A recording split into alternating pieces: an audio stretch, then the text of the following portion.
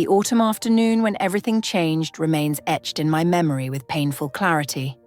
The sunlight streamed through our kitchen window, casting golden rectangles across the worn linoleum floor, a cruel contrast to the darkness about to engulf our family. "Mum, can I talk to you?" Sarah stood at the doorway, her voice small and uncertain. At 14, she still had the round face of childhood, but something in her eyes that day seemed different. Haunted.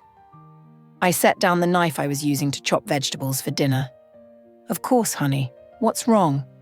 She wouldn't meet my eyes. Her fingers twisted the edge of her sweater, a nervous habit since she was a little girl. I think I'm pregnant."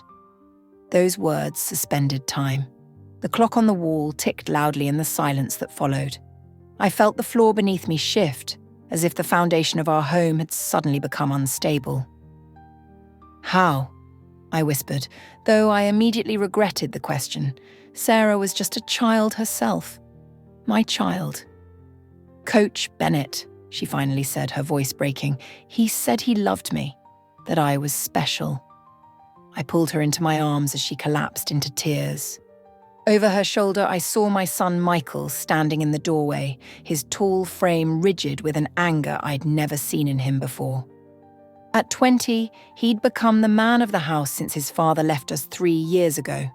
He'd taken that responsibility seriously, especially when it came to Sarah. The weeks that followed were a blur of police reports, medical appointments, and school board meetings. What I remember most clearly was the system's failure. Coach Bennett was placed on administrative leave, not fired, not arrested, while they investigated. His father was a prominent donor to the school district. The police seemed more concerned with questioning Sarah's behavior than his. "What were you wearing to practice?" they asked her. "Did you initiate any of the contact? Were you flirting with him?" My daughter, who once laughed easily and danced around our living room, now moved through the house like a ghost, her eyes downcast, her voice quiet. The pregnancy was confirmed, and the cruel whispers at school began. Some parents even suggested she was making it all up for attention. Michael changed too. He grew quiet, calculating. I would find him up late at night researching legal cases on his laptop. "They're not going to do anything, Mom," he told me one night. "The system protects people like Bennett." "We have to trust the process," I said, although my faith was wavering with each passing day. When we received the letter saying there was insufficient evidence to press charges, I watched something break inside both my children. Sarah locked herself in her room for days. Michael disappeared for hours at a time, returning with a coldness in his eyes that frightened me. I should have paid more attention. I should have seen what was brewing. But I was so focused on Sarah, on her pain, on the decisions we needed to make about the pregnancy, that I missed the signs of Michael's growing resolve. The evening news report came as a shock to everyone else, but when I heard that Coach Bennett had been found dead in the school parking lot, a cold certainty settled over me. I knew even before the police knocked on our door that our family's tragedy was only beginning. Michael never came home that night, or any night after. The police investigation into Coach Bennett's death was surprisingly brief. Detective Morgan, a weathered man with kind eyes that had seen too much, sat across from me in our living room 3 days after it happened. "We're not allocating additional resources to this case," he said quietly, glancing towards Sarah's closed bedroom door. "Anonymous tips led us to some troubling evidence on Bennett's computer and phone. Other victims, girls as young as 13. My hands trembled around my coffee mug. "So you're saying—" "I'm saying that sometimes justice finds its own path, Mrs. Wilson." He looked directly into my eyes. "We'll keep looking for your son officially, but I wouldn't expect us to try very hard." I understood the unspoken message. The community had made its judgment, not on Michael's actions, but on Bennett's crimes. Mothers of other girls began calling me, voices breaking as they shared stories their daughters had finally revealed. The school board issued a formal apology. The local newspaper ran an exposé on the administration's pattern of overlooking complaints against popular teachers. But none of it brought Michael home. Sarah decided to keep the baby, a decision I supported, though it terrified me. "This child isn't responsible for how it came to be," she said with a maturity that broke my heart. She returned to school, head held high despite the whispers and stares. 6 months after Bennett's death, I received a postcard with no return address. It showed a sunset over the Pacific Ocean, and on the back was written, "I'm okay. Please tell Sarah I'm sorry I couldn't stay. Tell her to live her life." double quote. I traced his handwriting with my fingertips, this single thread connecting me to my lost child. The postmark was from Oregon. I considered hiring a private investigator, but ultimately decided against it. If Michael wanted to come home, he knew where to find us. Sarah gave birth to a daughter she named Hope on a crisp spring morning.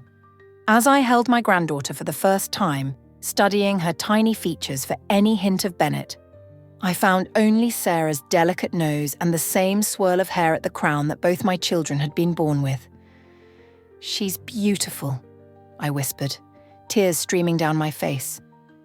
"Do you think Michael knows?" Sarah asked, reaching for the baby. "About Hope?" "I don't know, sweetheart." I placed the newborn in her arms. "But I think he'd be proud of you." Sarah flourished as a mother despite her youth. She graduated high school with honors, taking online classes while raising Hope. The whispers about our family gradually transformed from scandal to admiration for Sarah's resilience. I kept the letters coming from different states in a shoebox under my bed. They never said much, just brief confirmations that Michael was alive, working construction jobs, moving frequently. The longest note came on Hope's 2nd birthday. I dream about her sometimes. A little girl with Sarah's smile. Is that real? Or just what I want to believe? I sent a reply to the P.O. box he'd included, along with a photo of Hope in the swing at the park, her face lit with laughter. I didn't know if he ever received it. 4 years passed this way, our family fractured but somehow surviving. Sarah was attending community college, studying social work. Hope was growing into a bright, curious child who knew only that Uncle Michael had gone away to help people, but loved her very much.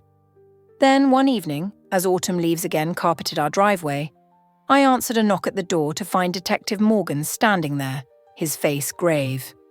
"Mrs. Wilson," he said, removing his hat, "we need to talk about Michael." My heart plummeted as Detective Morgan stepped inside. Had they found Michael's body?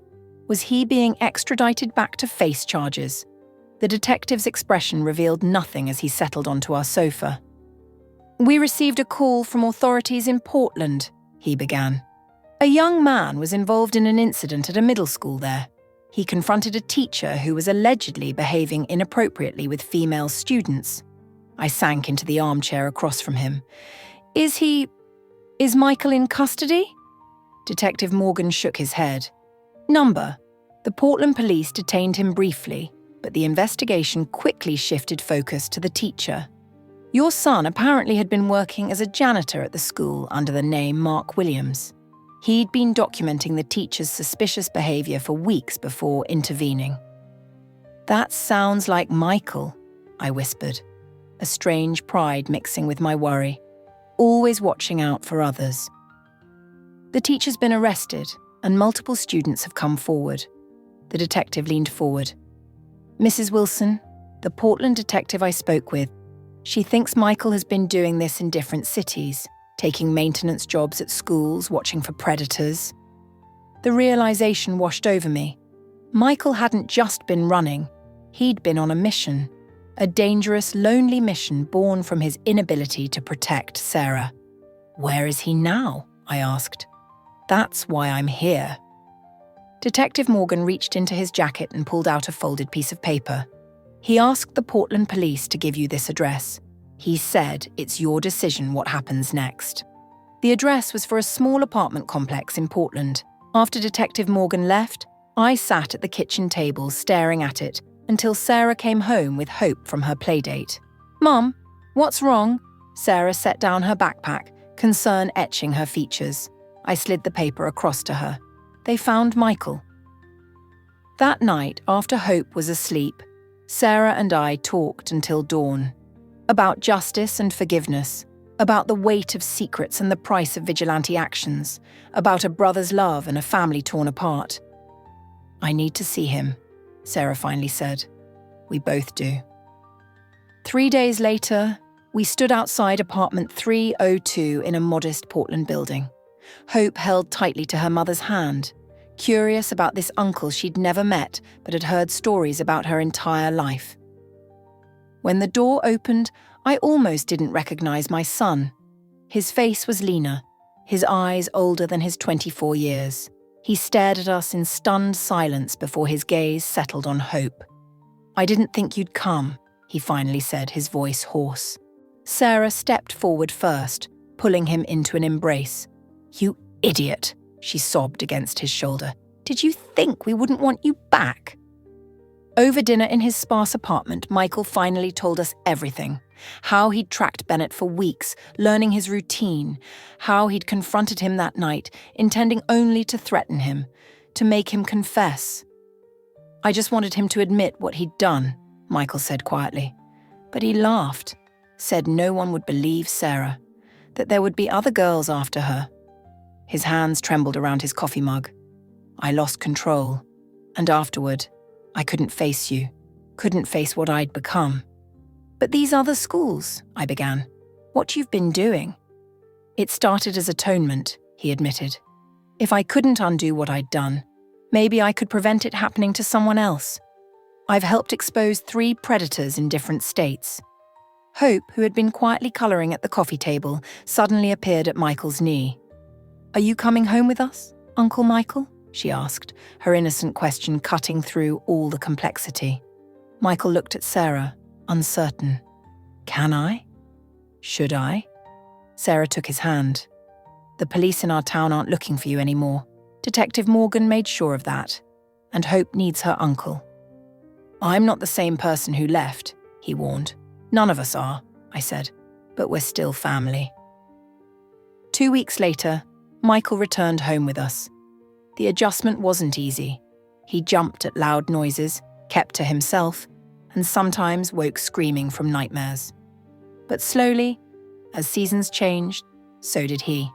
He found work as a security consultant for the school district, ironically helping create safer protocols for student protection.